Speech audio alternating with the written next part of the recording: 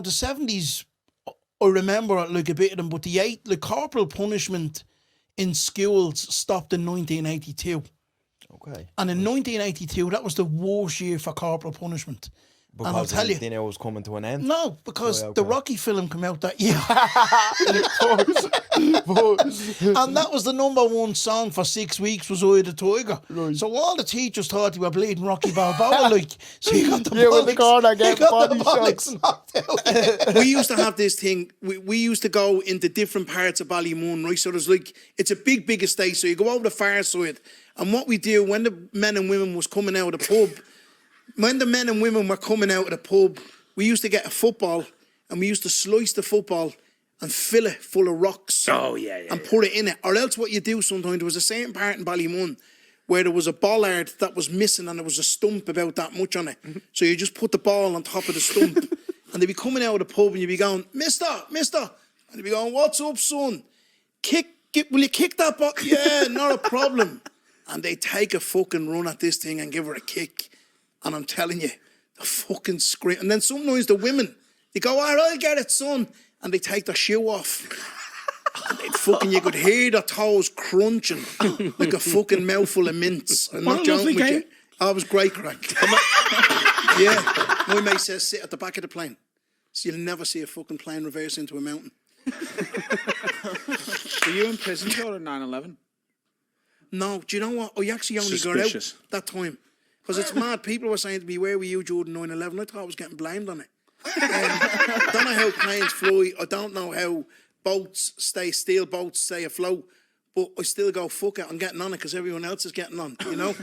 It's like that bloke that we can't all die. Yeah, no, you know, it's like you do what everyone else does. You kind of get in the queue and you go, listen, I'm getting on this, like, you know? It's like the fella that come home with the tattoo unique on his forehead. Do you remember that? No. And his dad says to him, why did you get tattoo unique on your forehead? He says, oh, my mates had it done. What year did Dublin celebrate its millennium? Right. Millennium. Come on, how are you getting on with that word there, Willa? Millennium. My mate thought it was millennium. He was just going around punching the head off blokes. So I thought it was millennium year.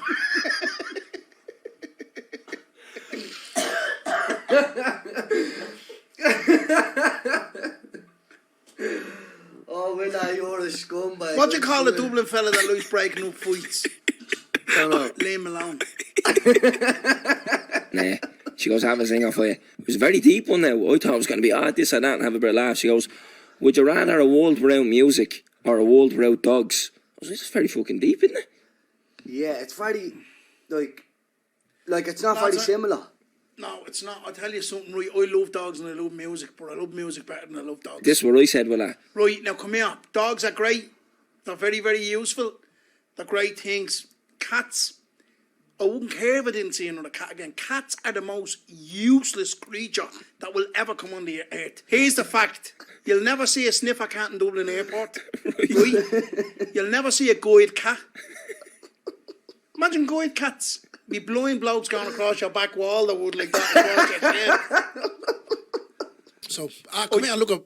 Yeah, me dad, gotta be good to him, always said to me, always wear a nice watch and nice shoes. Yeah, do you know what I mean? Yeah. So we done that for years, but the kids were screaming because I had no clothes on. Then there was another guy I went to see called Frank Sinatra.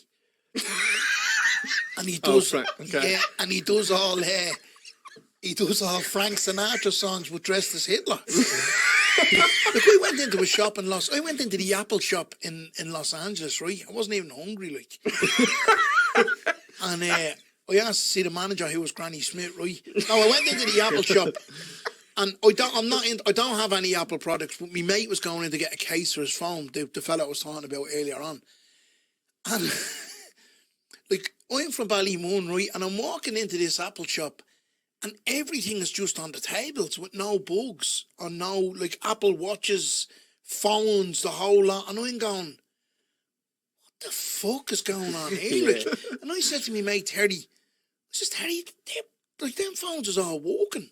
I says, there's none way over here you have a bleeding alarm and you pull the string, two pit bulls come out and start ripping you apart in the bleeding shop. There's none of that over there. Like Terry says to me, people don't rob over here, Willa.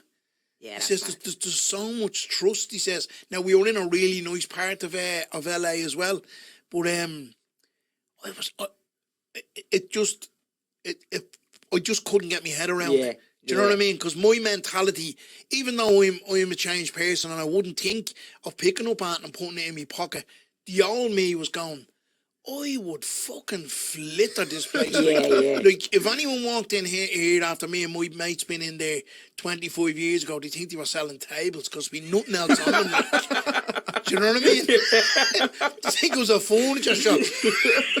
How much is that table, sir?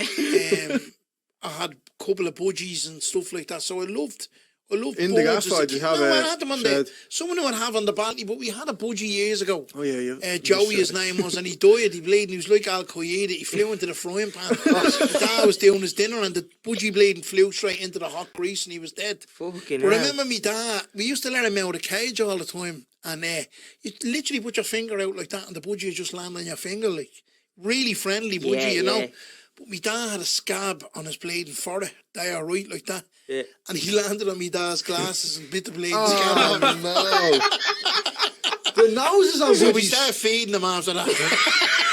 The mouth on a budgie is all... Budgies, do you know what That budgies are? scares me. Budgie, like my granny had a budgie for years. Any budgie I ever knew was always called Joey. None of them had any other fucking Joey, name. Joey, yeah. Every budgie was Joey. So My he had cousin. I think his one was Joey as I well? think so, yeah. Oh, Poxy Joey, What yeah. is that? I don't know, straight popular. Imagine budgies all talking to each other. What's your name? Joey. Joey. Fucking Joey. 25 Joeys. Joey, I want... Whole lot of them all turned around. Joey, I want it for your dinner. My cousin had a parrot, and parrots are very overprotective of their owners. Oh, yeah. Like, if you want to see the parrot my cousin had, it was stone mad.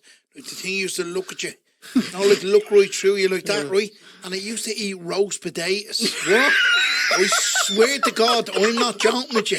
Right, the thing would be in the cage like that with a roast potato in its claw like that, eating it, just looking at you.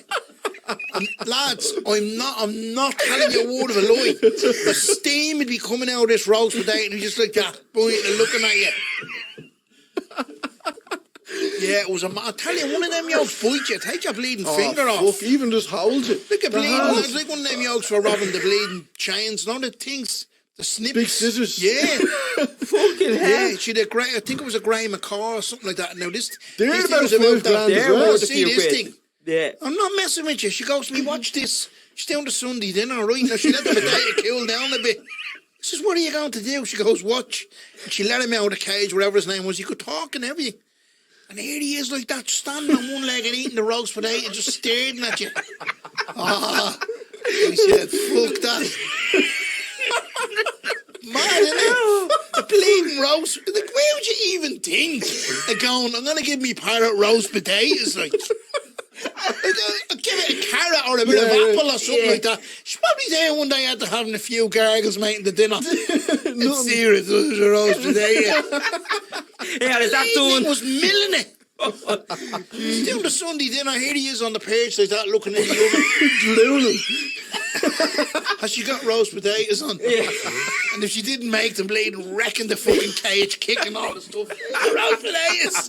There probably is. Or like Wong's and Blanche. Do you ever try that one? Restaurant. No, I haven't. No. Very No. nice. He actually Very talks nice. about it all the time. We need to go. Yeah, it's really nice. Yeah, I'm not. Where do I like restaurant was? Oh, we just got our local. Swan Really. City, yeah. Swan City, you know, Jim, Swan City there.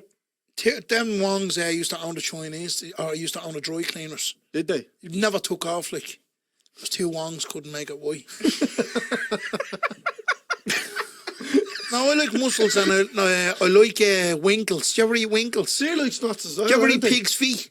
Never. No. Any Pig's tails? My Do granddad used to eat pig's feet. you ever eat ox tongue? No. Do you ever eat liver, kidneys, heart? No. Oh, no. Yeah, all that game, man. Did you? Yeah. What about testicles? I'd get them a go. I had them I had them in prison.